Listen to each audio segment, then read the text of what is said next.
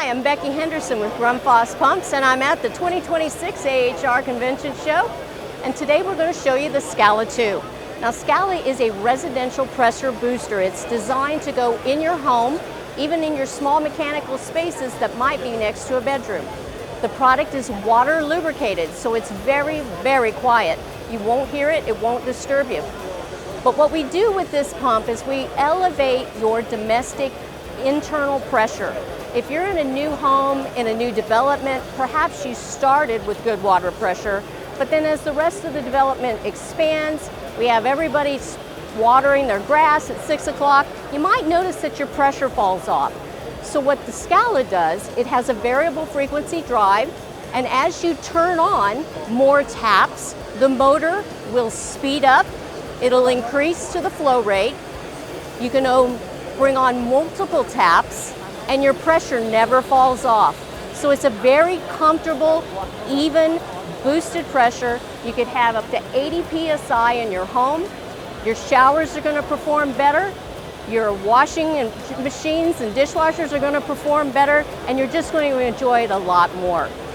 When the pump gets to shut off, as we close the valves, the motor will slow down and it'll eventually come to a full stop. Very efficient and very, very quiet. So when setting up and commissioning the SCALA pump, it's very important that the pre-charge inside the tank is set by the contractor installing. There is a small diaphragm tank right behind this Schrader valve, and it needs to be pre-charged to 70% of the discharge pressure. Now in this circumstance, we're using a mid-range, and we preset the pump to 39 PSI.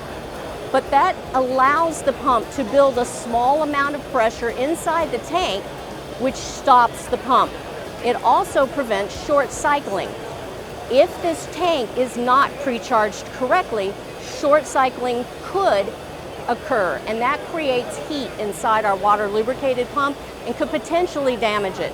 So one thing very important, when your contractors are installing these pumps, we want to make sure that the pre-charge is set correctly and it's commissioned. So I'm going to demonstrate the commissioning for a SCALA2. Once you've installed the pump, you can scan the QR codes that'll tell you which each one of these incremental discharge pressures are. Right now we have it set for 51 PSI discharge. The internal diaphragm tank needs to be set at 70% of 51 PSI. We can't ship it directly from the factory because we'll never know what your discharge pressure is. So you take a small compressor, and in this circumstance, 35 PSI is my 70% mark. So turn off the water supply, stop the pump. Take the pressure off of the system, so just open a tap. Then you'll connect your compressor.